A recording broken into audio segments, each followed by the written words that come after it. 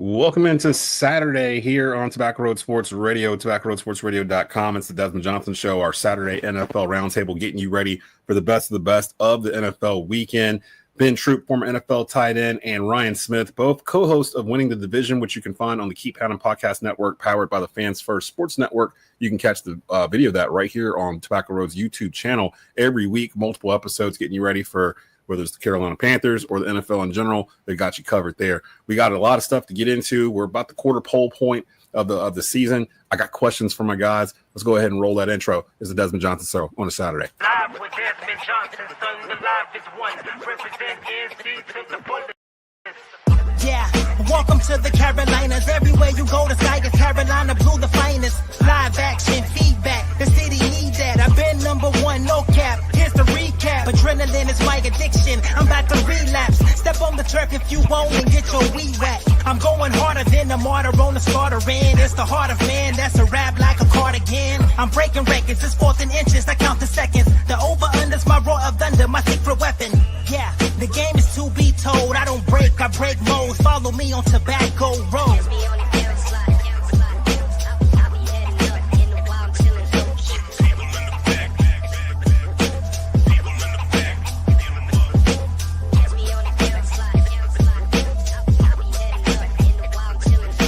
Live with Desmond Johnson, son, the live is one. Represent NC to the fullest. And again, you are locked into the Desmond Johnson Show here on Saturday morning on WWBG 1470 AM in Greensboro. Of course, online worldwide at tobaccoroadsportsradio.com and our YouTube channel at youtube.com/at Tobacco Road Sports Radio. Make sure you check out Believe in Panthers, our post game following about an hour after Panthers versus the Patriots Sunday 1 o'clock kickoff on Fox. Myself and Jonathan Stewart will be in the house live.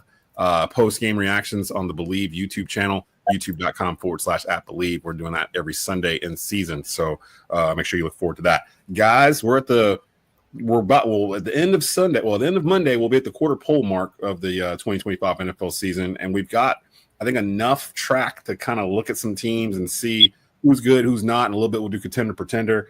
But I want to start off in the AFC. And I'm sitting there looking at the records and stuff here. Is it Buffalo and everybody else? Is Buffalo the best team in the NFL right now, in your opinion, or is there someone else you're kind of looking at where you're like, they might be able to challenge them? Because it feels like Buffalo is on a mission right now. Who wants to take this first? Is it Buffalo? Well, that's a loaded question, Desmond, because Ben, you obviously know more about from a player's perspective, but I would say Buffalo has the best record right now, along with four other teams. Yes. But in the AFC, and this is going to sound crazy, I think Baltimore has the best roster, but that doesn't necessarily mean they're playing the best right now because they are 1-2 and they've given up some games. But yes, from the 3-0 record perspective, yes, Buffalo is the best team record-wise in the AFC right now with the way they're playing. And I do think at the end of the year, it is going to be either Buffalo or Baltimore in the Super Bowl in Santa Clara. To your point, Ryan, Baltimore's 1-2, but they've outscored their three opponents 111-96. They have a plus 15 point differential with a 1-2 record right now. It's not going to get any easier as they take on the Chiefs on Sunday. Ben, your thoughts? Is it Buffalo? Are they the cream of the crop, or did you see some more? Buffalo, in my opinion, should have lost to the Dolphins. I think the Dolphins realized that they were the Dolphins at the end of that game. For me, I know this is going to be crazy. So I think the best team in the AFC right now might be the Chargers. I know it's crazy to say that. It is early, right? 3 games into the season. But I'm looking at what the Chargers have done, and I'm not taking nothing away from what Buffalo has done as well. Harbaugh is a guy that, I feel bad for Najee Harris going out with a torn Achilles. That's definitely going to put him out for the year. But I'm looking at the way the Chargers are playing. They're not getting away from their identity. They do want to run the football. Justin Herbert is throwing the football extremely well. And I just think that when you think about a guy like Mike Williams decided to retire before the season, they haven't missed a beat with him not being there. Buffalo has the reigning MVP. So as long as you got Josh Allen, you got a shot. But I'm going to keep saying this.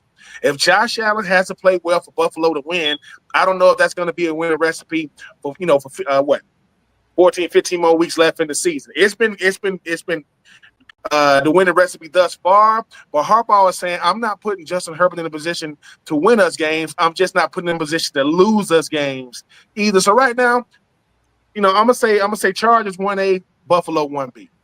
Justin Herbert actually leads the NFL in passing yards right now, 3 games into the season, and the Chargers are actually second ranked in terms of pass game with 270 yards per game. Only San Francisco, remarkably, is ahead of them. I told you guys like a week or so before, I'm on the Chargers because they're getting built the same exact way every Jim Harbaugh team has been built in the past. Like, it doesn't take very long for him to flip a roster and start implementing the stuff he likes to do. About a year or two, usually more often than not, no matter where it is. Stanford, 49ers, Michigan, and now with the Chargers. And especially if he walks in the door and he has a quarterback there already, he's like, okay, load me up on some offensive linemen, give me a running back, and let's do this. That's pretty much what he's going on right now. The Chiefs might be in trouble, and that was my next question off of that. Baltimore and Kansas City playing each other this upcoming Sunday. Who's in more danger of potentially missing the playoffs? Because both are in divisions that are they got a couple teams in that division that they need to keep an eye on themselves. They're both 1-2. Whoever loses this game is going to go to 1-3 on the season. Who are you more worried about, Baltimore or Kansas City? I think you answered your question earlier, Desmond, when you said the Chargers and Ben as well. I think it's the Chiefs only because I have more faith in Baltimore winning a division without Joe Burrow, with Cleveland being what they are, despite that defense, and Pittsburgh, who is a pretender, in my opinion. Their defense is so much older on that side of the ball. TJ Watt doesn't even look the same at 31 right now. I'm much more concerned with Kansas City because Chargers are playing very well. I think Broncos are going to get this sorted out. 1-2 is temporary for them. So just those two teams alone, I think, give more threat to Kansas City missing the playoffs than it does to Baltimore. Ben, your thoughts? Ooh, man, I want to say Kansas City, but I'm going to go Baltimore for this reason.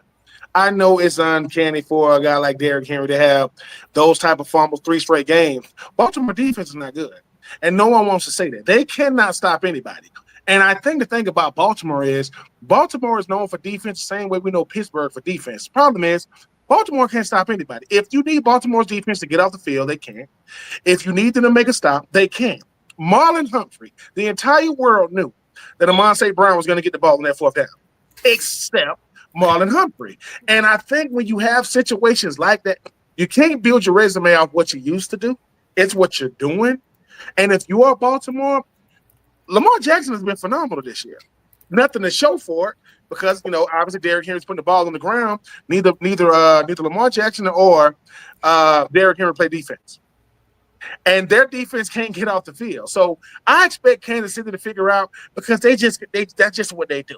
They've had slow starts. This is uncanny of them, but they get to show and prove what they're able to do. If you are Baltimore, who they're going to stop on defense? It doesn't matter what offense. So for me, I think it's going to be Baltimore. Not that they can't find a way to win game, but if I need my defense to get off the field or win a game for me or get a stop, dare I say get a turnover. I think it's going to be a long year for Baltimore. Like, Baltimore got a lot of big names, not a lot of big production right now, especially on the defensive side. So for me, I'm gonna go with them boys for Baltimore.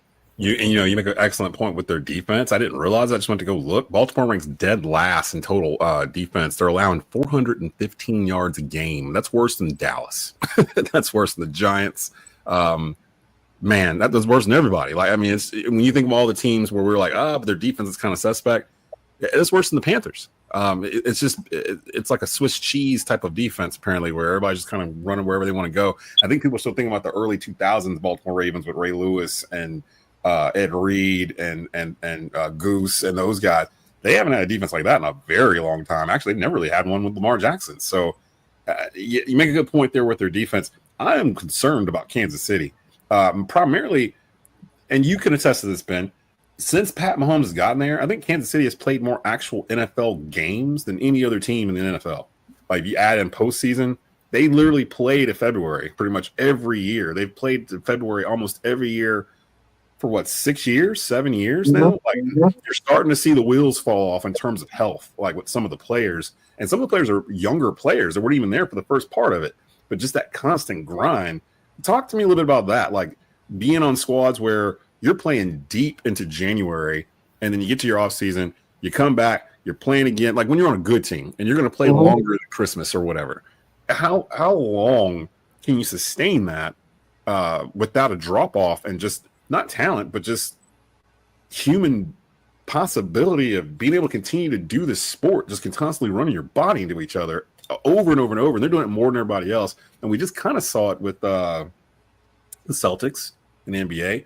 They had been basically to the Eastern Conference Finals every year that Jaylen Brown and Jason Tatum had been there with the. Actually, I think they had every year they'd been there together. So that's a lot of games. We just saw it with Golden State, the Warriors, where they played a lot of games in a 3-4 year stretch, and then it broke down on them. People started getting hurt. Talk to me a little bit about that in the NFL. What's that like when you get to the tail end of this long stretch where you're playing deep into January and February? I think for a team like Kansas City, what people don't realize is if you're coming out of college, right, you're playing 12 games. You almost playing 2 college seasons in one season. If you are Kansas City, that's 21 games. Yeah, that you're not used to that. But another thing bigger than the wear and tear, people have figured out how to beat Kansas City. It doesn't mean they're gonna beat them, but they figured out how to beat them. And no matter what, Father Time is undefeated. We start looking at, I'm not getting bigger, faster, stronger as I get older. I'm understanding the game better. I'm seeing things before it happens because that's how you survive. And with Kansas City, just like last year, I go back to the Super Bowl. People expect Kansas City to come back from this deficit because they're Kansas City. Well, I think what Kansas City is showing that no one thought that we would see, they're human. They could be beat like anybody else. They can have struggles like anybody else. But since Patrick Mahomes has been there, since Andy Reid has been there, since Travis Kelce has been there, we've grown to see Kansas City just find a way to be the team of the NFL, to be the media darlings of the NFL. I mean, let's face it. I mean, if Taylor Swift is dating somebody on Cleveland, it's not going to get the same appeal. It's not. And that's nothing to give Travis Kelce, right? You have to be on a winning franchise, one of the winningest franchise we've seen in a long time. But the age is one thing, but these defensive coordinators, these offensive coordinators, these coaches have said, this is how you beat them. And who showed them the most was Philly. Philly was like, you can't beat them with this cute stuff. You line up, you dominate their offensive line, you force Travis Kelce into some mistakes. You make sure, and when Travis Kelce and Patrick Mahomes are not on the same page, look at their win and loss record. If they're on the same page, it's different. And I think if you are Kansas City, sometimes it's a reality that you didn't think would happen. Look, you live long enough to go from the hero to the villain if you play long enough. And they were the heroes. Now people are saying, all right, who's gonna be? Is it gonna be Buffalo? Is it gonna be the Chargers? Is it gonna be the Ravens finally getting over the hump? Because no matter who you are, you got to play Philly. I don't care who you are. I don't care how you feel. When Philadelphia is blocking field goals and 300-pound men are running almost 19 miles an hour, that's winning in any way. That's a lot of beef coming at you. But for me, I just think that the NFL is caught up to Kansas City. Now they're going to get a chance to finish out this season. But I want to say Travis Kelce, 35, 36 years old. I think it's his last year. Yeah. Yeah, and I think it's his last year as well, yeah. No one listen, Michael Jordan is the greatest basketball player I've ever seen pick up a basketball. But he still played for the Wizards. He didn't have to.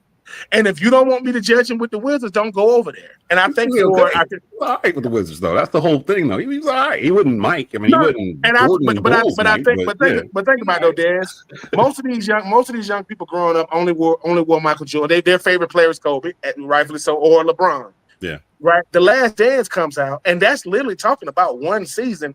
And they was like, dude, I said, well, Michael Jordan is the only player that had videos about him playing basketball. He wasn't doing anything to come flowers in the air. Yep. So yeah, so I think for Kansas City, do I think their heyday is behind them? Yes. Do they have a run left in them? I think they do, but a lot of things got to come together. And for Patrick Mahomes, if he don't have a Tyreek Hill type receiver, it's going to be really difficult because he's an over the top. He's not a dink and dunk guy. No, right? He's not that. So I think for him, he's used to being able to air it out. If he don't got a guy, 4-2, 4-3 guy that can take it over the top, you're not going to beat guys running deep ends and, going through the route tree. So I think it's more Father Time. They've caught up with those guys. And maybe Kansas City is just showing that at the end of the day, man, Superman does have a human side. Let me say this then, to piggyback off of that. I've started to think this was the end of Kansas City for a while now through the offseason. I just didn't really vocalize it because I wanted to see what they look like first. And now some of the things I thought might happen are starting to happen. That Super Bowl, again, like you said, it exposed them. And I started thinking about it. They weren't the first team to do the stuff that they were doing. Like a team comes around every 7 or 8 years that does something offensively or has a special offensive player that makes defenses have to adapt to them. It takes them a couple years to do it. Some of my favorite teams of all time were teams like that. The greatest show on turf, the St. Louis Rams, the 99, 2000, 2001 Rams, where for a bit, the NFL didn't know what to do with them. Like, they had no idea what to do to cover them. And then they weren't my favorite. I actually hated them. The 2008. Were you with the Patriots, right? No, that's Ben Watson. I was with the Titans. Yeah, Titans. So was it 2007 or 2008 when they went undefeated in the regular season? 2007. 2007. And think about the teams that bothered those teams. It was the teams that could get to you with a pass rush up front, not having to send a whole lot blitz-wise, just sending 4. They could drop back in coverage, and they got the quarterback off their spots. So, like with the Rams, it was those Tampa Bay teams, those defenses that had like Warren Sapp and Derek Brooks and those boys. Rondé Barber and those guys. Rondé Barber, yeah. They had the personnel to kind of match up with them, and they gave the Rams fits with that Patriots team. It was that Baltimore Ravens team that year because they still had elements of, I'm pretty sure Ray Lewis, Ed Reed, all them boys were still there. They had what was the dude's name? I could see his face. He was on the front line, the defensive line. You're talking about Terrell Suggs. Terrell Suggs. They had Terrell Suggs. Yeah. Like, they had all the pieces you need for it. With Kansas City, Philly's kind of their kryptonite a little bit. We saw Tampa do it to them a couple years ago in the Super Bowl also, but it's the exact same format. So now I'm wondering, is this the part of Pat Mahomes' career where he goes into almost slumber mode, like the way Tom Brady did, where they were making the playoffs, they were winning their division, but they weren't really a threat to get to the Super Bowl for like 8-9 years in a row. Like, Brady got to his first 4 real quick, and then he didn't see the Super Bowl again for almost a decade. Then he got to another 3 or 4, like real quick. And I've never bought the whole Mahomes would go 10 Super Bowls in a row, 11 because it's hard. That's a lot of games. Like, regardless of who you are, that's a hard thing. No one's done it for a reason. Like, it's not easy to do. So I've always thought Kansas City's kind of falling apart, and we would see health-wise how that would react, because I don't know if they really fixed what they needed to fix, and their stars are getting older. So if they're going to rebuild this, they're going to rebuild it around Pat Mahomes. He'll get another extension. He'll be there another 8 years. They'll have to completely swap out the roster. He's going to have some as Dusty Rhodes would say, some hard times. He's going to have some hard times in Kansas City probably before it gets better. Kelsey's probably going after this year. I will say this, just because I think it might be the end, doesn't necessarily mean that Kansas City thinks it's the end. Depending on what happens, do not be surprised if Tyreek Hill ends up in a Kansas City uniform before the season is over with. I disagree. Really? Let's talk about it, because I'm sitting there looking at, like, they didn't want him to leave in the first place. He's at the end of his deal that he signed with Miami. He's not happy. Him and Tua are not getting along.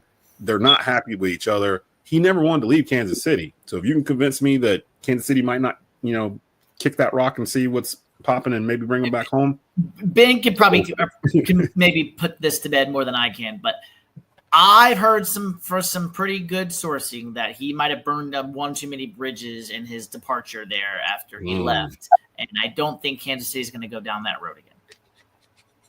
That could be very real true. I'm not. No one's going to not believe that Tyreek Hill is not going to burn some bridges, but yeah, when you start looking at, here's the thing though. While Tyreek Hill still is a tradable piece, Tyreek Hill getting traded to Kansas City might keep Mike McDaniels' job. It might. I'm not saying it will, but it might. And here's the thing. When we're talking about business, we got to put feelings to the side. If you are Kansas City, everybody can see what you're lacking. When Pacheco and Hunt, when they're not running the football when they're not running the football like they should, who are you afraid of anymore on that offensive, as far as like the weapons? Travis Kelce, no one's afraid of him anymore. He's an intermediate route runner now. He can't, because what he does is he want to get you in the intermediate routes, break a tackle, and get them. You don't have Xavier Worthy right now, he was the fastest player ever in the NFL draft. I mean, NFL combine. That's it. There's nothing about Xavier Worthy that scares you. Xavier Worthy, I mean, I hate to compare him, but there was a guy that played for Kansas. There was a guy that played for Carolina. What was his name? Ted Ginn. Remember how fast he was? And the one thing you didn't want to see was him one-on-one. And Cam Aaron, he was 50-50. Love Ted Ginn. I was about to say he was 50-50. He might catch it. He might not. He might not. He might and not. Guess what? At a certain point, if you Carolina, you stop getting mad at it. You was like, I do, like, If he catches it, great job. If he Great. doesn't, yeah. Third I down. think Xavier Worthy right now is proving that he's very, very fast and very, very injury prone. He's gonna have to find a way to stay on the field. So Tyreek Hill, number one, there aren't many teams that wanna pick up that contract, but there aren't many teams that he fits what they're trying to do. He goes back to Kansas City, he helps them instantly, and I guarantee you, those antics are over. He's not bringing that back to Kansas City because, like I said, Tyreek Hill is an incredible talent. I think he's going to be future Hall of Fame receiving what he's able to do. But in an offense like Miami, he looks very, very normal if it's not clicking.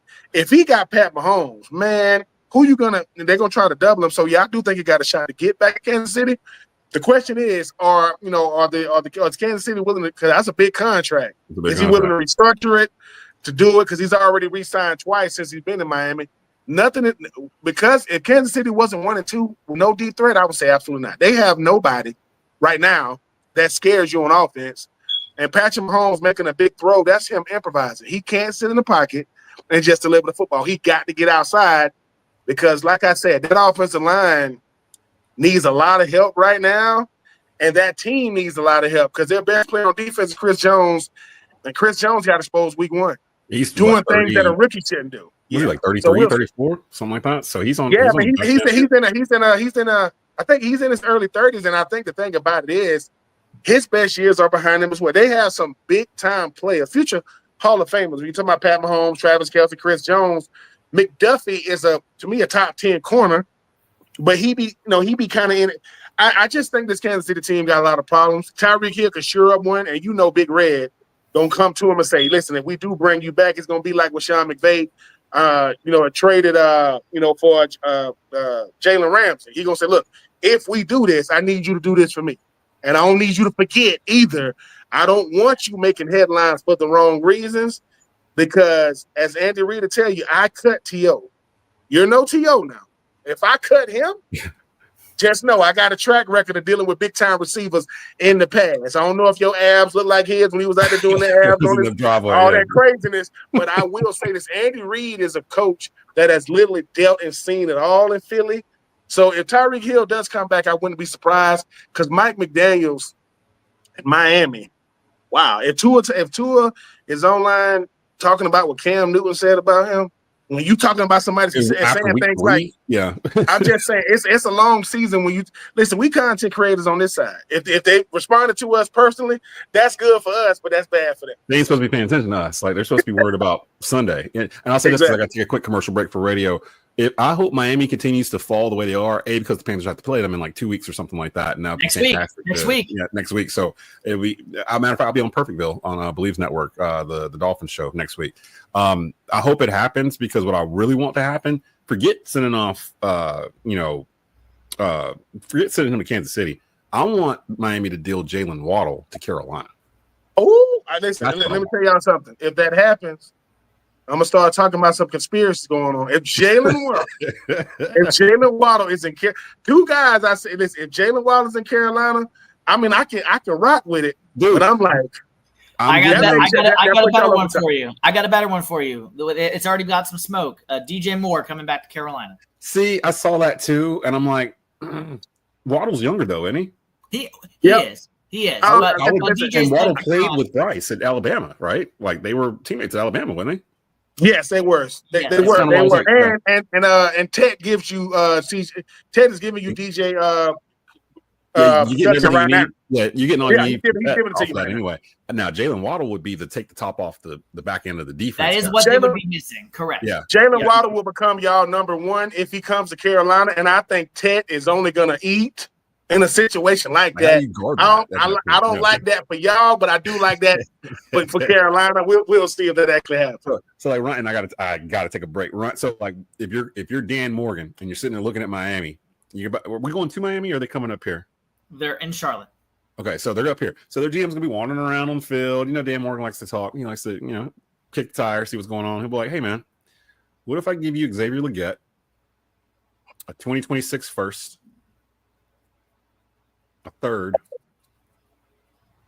and I don't know, we throw a defensive player in there or something. Actually, probably another pick. If you're Miami, do you move off at that point? You're 0-4 or whatever. You're thinking about fire sale. You might fire Mike McDonald. If you're the GM of the Miami Dolphins, do you move Jalen Waddle to Carolina? You get a first round draft pick at wide receiver. It's in his second year.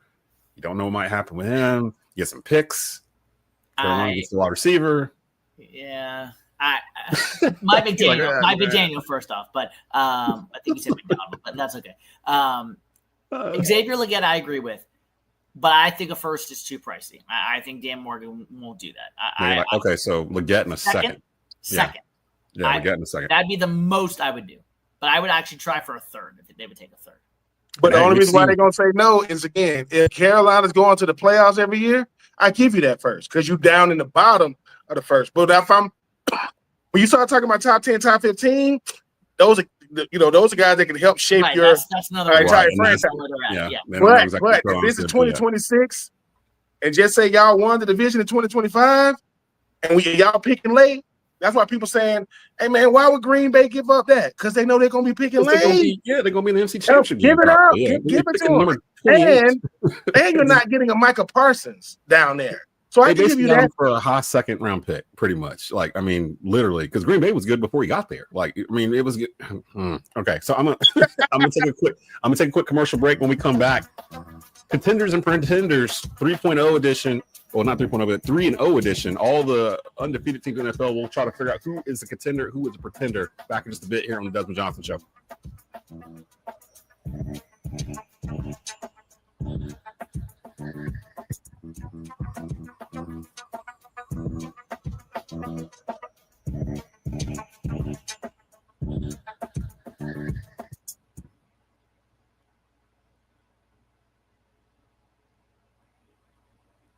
I'm Sam Farber, radio play-by-play broadcaster for the Charlotte Hornets, and you're listening to Tobacco Road Sports Radio, your home for Charlotte Hornets basketball in the Triad.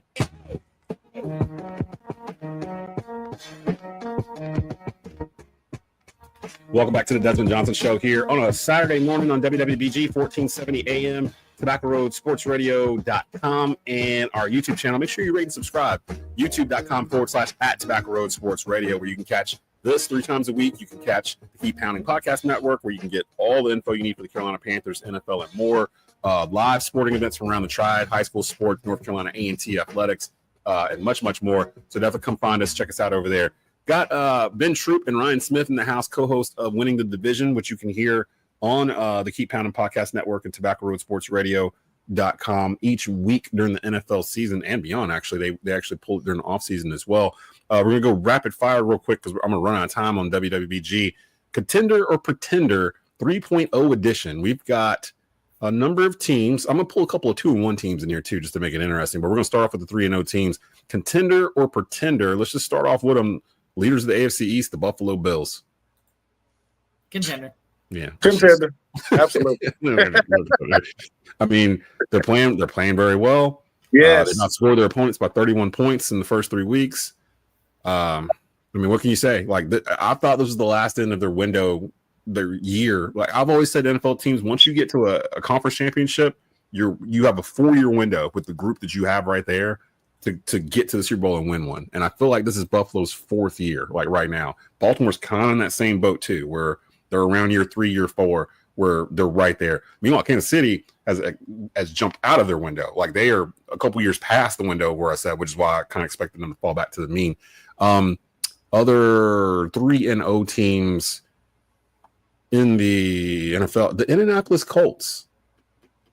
And before you say contender or pretender, just realize that I know the story's been about Danny Dimes, Indiana Jones. What do you call him? Daniel Jones, the quarterback that came from the Giants. He's over there. He's playing really well. They have scored 103 points. They've only allowed 56. They have one of the largest. They might have the largest point differential they do in the entire NFL. It's 40. I just lost it. Where'd you go? They're 47 plus 47. That's the only team close to them is Buffalo at plus 31. Are they contenders or are they pretenders? Well, no, I take that back. Seattle's at plus 41 too. Okay, go. This is complicated because I think. Okay, Denver is somebody that I think a lot of us think Bo Nix is having a sophomore slump right now after 3 games. They did beat Denver. That's a good win. but this is not last year's Denver as of right now. And so I'm not sure how good of a win that is right now. This almost feels like the 2020 – I'm sorry to bring this memory back to you, Desmond. This almost feels like the Sam Darnold 3-0 Panthers. That's what this Colts team feels like. I literally got on a Believe in Panthers pod after the third – I think they beat Dallas and came on and basically compared Sam Darnold to Troy Aikman. I still remember that.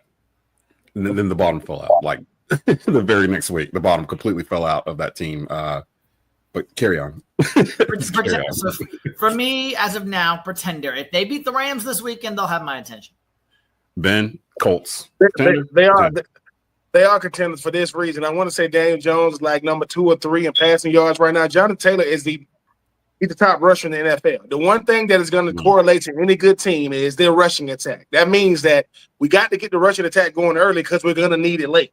Everybody's going to be running the football when it gets colder, even though they're in the dome. Daniel Jones is doing what Phillip Rivers did. He's doing what Matt Ryan did.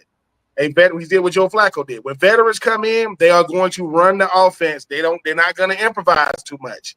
Athleticism only works if you're winning. Athleticism means nothing if you're not winning. So right now, Anthony Rich is over there going, what is he doing that I'm not doing? He's playing within the offense. He's not trying to use his athleticism.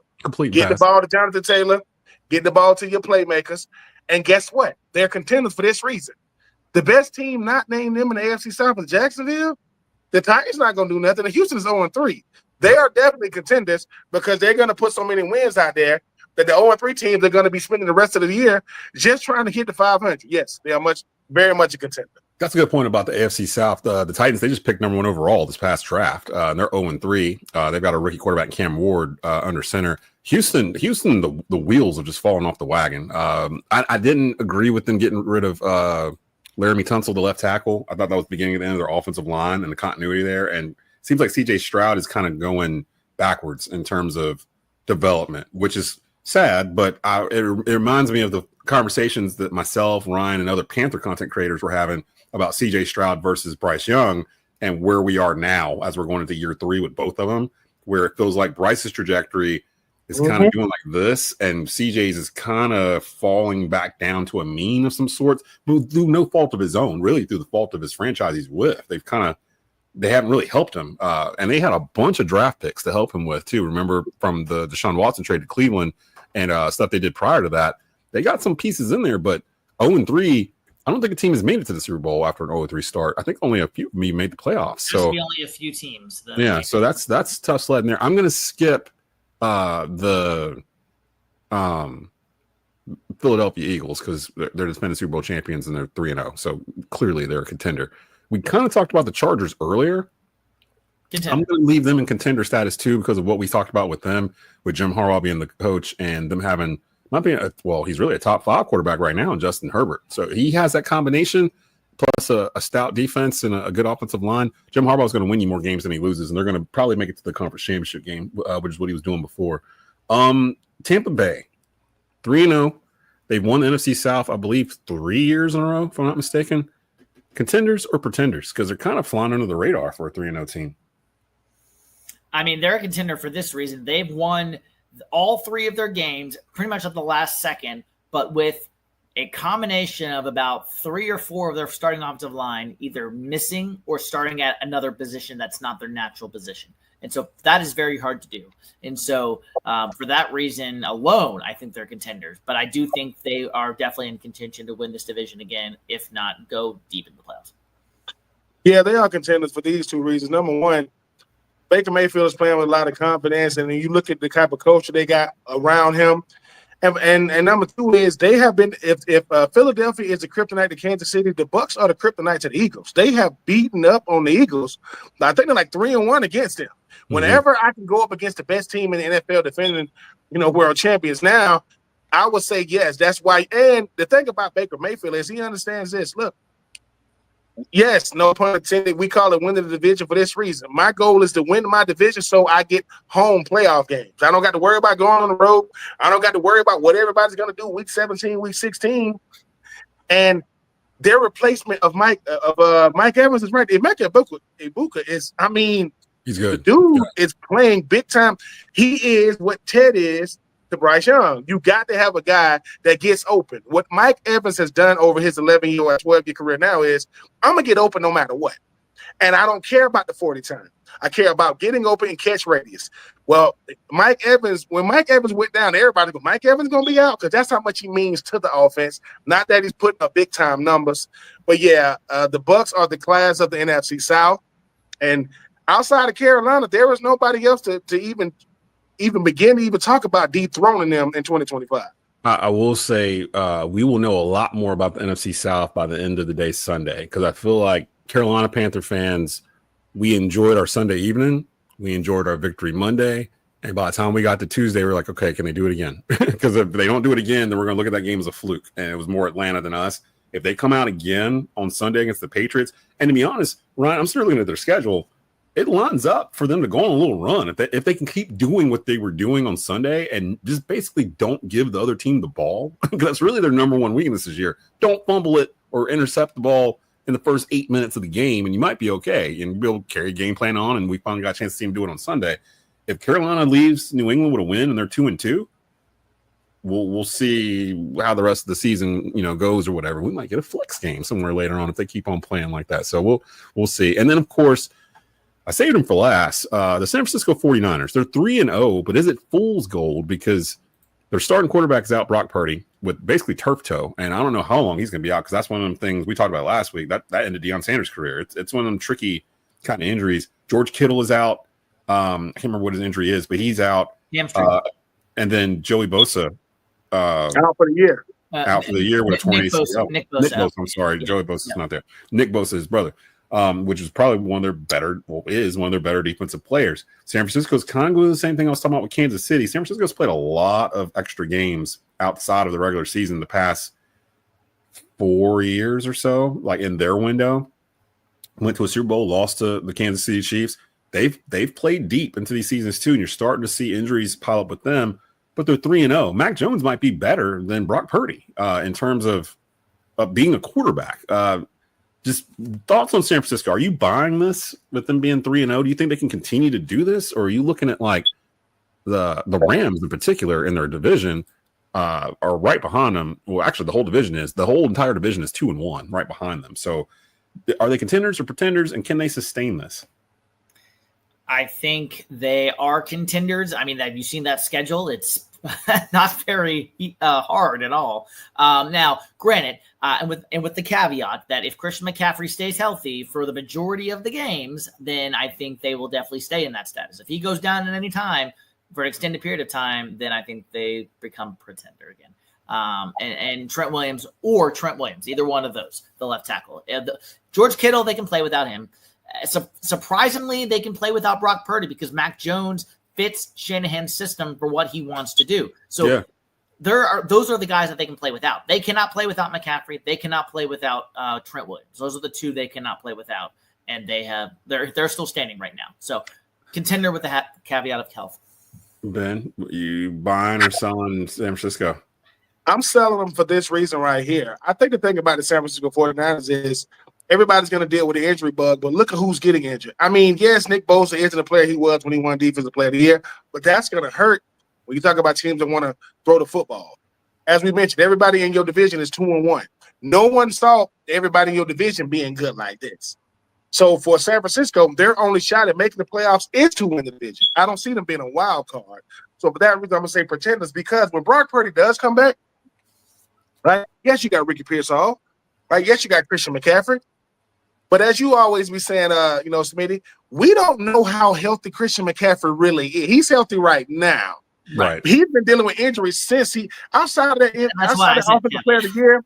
So a C-Mac can stay healthy. But I think the thing about the 49ers is the same thing I'm going to say about Kansas City. I think this division is caught up to them. See, it used to be they just running through it. Yep. Seattle is good. The Rams, who should have beat Philly last week, just like in the playoffs, right?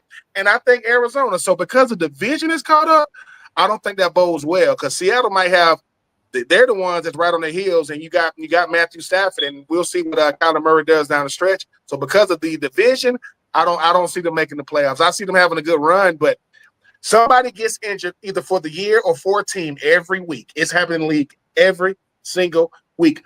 for you get Bosa's gone. You know who they can't pay without? If Fred Warner goes out, I think it's over because of what he means to the team, not just the defense, but Kyle Shanahan and John Lynch, because they just gave Brock Purdy that money, they better find a way to get him back sooner rather than later. Because if Mac Jones is better than him, that doesn't look good for the guy you just gave the money to. We'll see how that ends up going. I mean, in theory, he's supposed to be better. He got drafted first round, top 10. Mac Jones did, right? Like, I mean, in theory, he's supposed to be better. Alabama, the whole pedigree, it's all there. But Brock showed what he could do and got his money, and now he's hurt. And now it's like they're in this weird spot where Mac Jones, I can see Mac Jones playing the rest of the season. Like, seriously, if they're winning, like, why would you take him out at that point? So, now, real quick, we're going to segue before I get everybody out of here. The game you're looking forward to the most this weekend. It can be anything from Sunday or Monday night. What's the game you're looking forward to the most this weekend and why? Like, what's the main storyline you're looking at there? I'll give you two. I'm looking forward to Eagles Bucks. That's one that I think is going to be it's 2 3-0 teams, and I think that is 1 o'clock kickoff on Fox. It is correct. They have had Tampa has had the Eagles number recently. I do think the Eagles are going to change that this year, but I like that game a lot. And I'm not going to say Ravens Chiefs because that one doesn't catch my eye as much. Give me Micah going back to Dallas, baby. Let's go. Green Bay at Dallas. Sunday night football. Everyone's going to be on their couches getting ready for Monday morning. I just cannot believe that Jerry had the balls to trade him. I'm sorry. Like, it just – I don't know what he thought was going to happen. Like, did he think that they would just come out of the gate 3-0, 4-0, and everybody like, oh, Jerry's a genius. He knows what he's doing and blah, blah, blah. Like, you gave away your best defensive player. Like, I understand his logic of he wasn't helping us in run defense. He was helping you a little bit. He was helping you a little bit while he was out there. Like, I'm not going to act like he never tackled anybody other than the quarterback. So giving him away like that when you did, bungled the negotiations. Dallas, I've seen enough of Dallas. When I watched them play Chicago Sunday, I came in on the second half of it after we were done with our Believe in Panthers taping and just watched them. Dallas looks like they don't even send a defense out there. Like, it's just they're just out there playing backyard football tag, and that's not what we're playing. And it's like a rule I live by in the NFL when watching is if you get embarrassed or if you lose an excruciatingly close loss. Like a team you shouldn't have lost to the previous week, that team plays better the following week. It almost always wins that game. So Green Bay is going to come out in a fiery mood after that loss to Cleveland, and they are going to show Dallas what Micah is. The same logic should apply to Dallas, right? They got their teeth kicked in by Chicago on the National America Game of the Week on Fox last week. Like, they should be, and they're at home. They should be filmed the same way, right? So I'm with you, Green Bay at Dallas. That I might check that whole game out. That's the NBC Sunday night game of the week. Ben, what you got real quick? What's the game you're looking forward to the most? I'm looking forward to see Chargers Giants. I mean, the Giants want to move on from Russell Wilson. They want to go to Jackson Dart. They think that Jackson Dart is going to be able to provide a spark for them. And Leak Neighbor said, what do you feel about Jackson Dart becoming the starter? He said they're going to find a way to get the ball to one, right? I think the thing about this Chargers team, we're going to learn a lot about them because here's the thing about good teams. They always lay an egg against bad teams. You never know when it's going to happen. You see, Browns, Green Bay. Nobody on the planet Earth saw that happen with the Browns winning. But I'm going to say this about Coach DeBoer up there, with the Giants. Coach DeBoer, he might have a Mike Tomlin problem. He might not know how to pick quarterbacks because the thing about it is this: if Russ is not the guy, which we get it, he was a rental, and Jameis Winston's obviously number 3. If Jackson Dart is not the guy, number 1, that's going to cost you your job, him as well as the GM, because that means that the team is going in the wrong direction with a first-round quarterback, or you just went young for the sake of going young. Russ is not who he used to be, but he gives you the best shot on offense, in my opinion. I could be wrong after week 4, but I just think that you're going to learn a lot about this Giants team because everybody's always talking about the Giants, what they don't have. Brian Burns, Kayvon Thibodeau, Dexter Lawrence, Abdul Carter. I mean, at a certain That's point, about as those good as guys we're are gonna gonna have get. to. Top four, They're, yeah. they're gonna have to take over, because when they asked Dexter Lawrence about moving on to Jackson Dart, he said simply, "Listen, man, I root with whoever's on the center." He ain't saying that's who I would have picked. He's saying that's who they picked. It's a lot of chaos going on right now because at the end of the day, you lost to Dallas. And that was a crazy game. I'm gonna be looking forward to see Jackson Dart's debut against the Chargers defense. That's gonna throw a lot at it. I guarantee you they're gonna test the neck up. They know it. I think it's gonna be really, really intriguing. But I still think the Chiefs and the Ravens is still gonna be one of the games to watch because of the intrigue. Two former, MVP quarterbacks, both teams going in the wrong direction. Can Derrick Henry hold on to the football? And Kansas City offense just moved the chains without Patrick Mahomes having to be Houdini. Because right now he can't just sit in the pocket. We will see. Yeah, that I think that's the national game at 4:25 on CBS. Baltimore at Kansas City. It's just that one, in Chicago at Las Vegas on CBS in that late window. I'm going to go with the obvious. If anybody that watches any of the shows or pods or anything I'm on, you already know what I'm going to say. Carolina at New England. Bryce Young has won one road game in his career. Wow. Yeah, and that was Atlanta. Apparently he owns Atlanta, but anybody else, I need to see growth. I need to see carryover from last Sunday. Ben, I haven't had a Sunday like that probably in about 6 years. Seriously, it feels like watching Carolina has been a chore because I do so many pods and things regarding them, and they're in my segments and everything else. They're the main team here in the state. So having to go through the past 6-7 years with the David Tepper ownership, the different coaches, different staffs, different rosters, we've gone through the gamut of all of it. We're doing a fire sale. No, we're staying the same. We're keeping Steve Wilkes. No, we're moving to something new. We're clearing out everybody. We're going to keep everybody here. We've gone through everything you can possibly go through. So Sunday was kind of cathartic for a lot of Panther fans, where it was just after Steve Smith basically said everybody in the city was weak and we're fair weather fans. We're like, how can we be fair weather fans when we haven't had 2 back-to-back winning seasons? Yeah, that's not fair weather. He doesn't. Yes, Steve Smith doesn't know fair weather. We're stuck with the Panthers. That's not fair weather. We are in a marriage where we don't know how to get out of it. I feel bad. So now they're showing little signs of hope, and they did some things Sunday where I'm like, okay, if they can do, and it wasn't wacky weird things they were doing. They were fundamental football things. They were causing turnovers. They were actually tackling people, wrapping up tackling instead of the shoulder tackle nonsense I see in high school all the time. They were actually running the plays they wanted to run. They stayed ahead of the chains.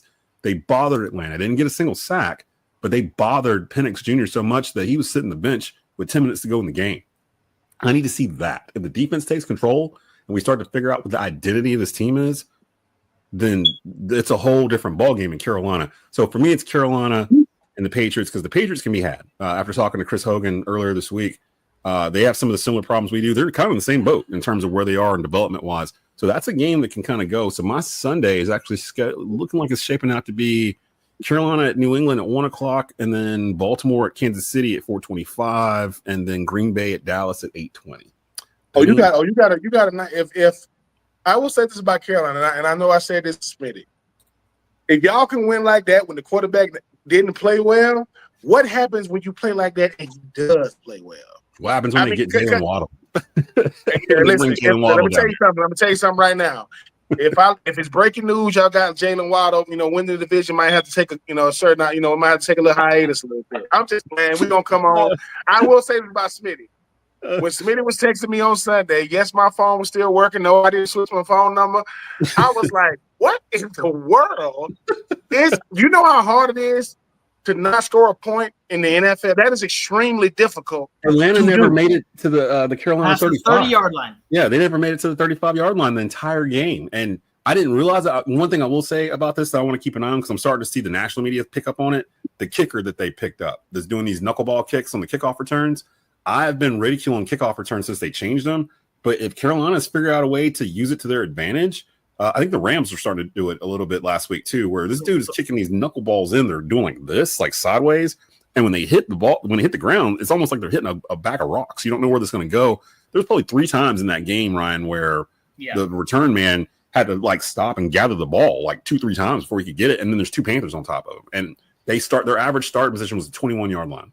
And Carolina and Rams are the top 2 teams right now in.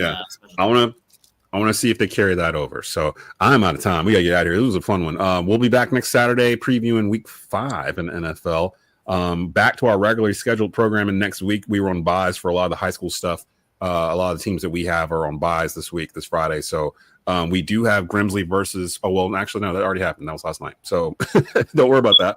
We will see you guys Tuesday with a brand new edition of the Desmond Johnson Show, 12:30 p.m. here on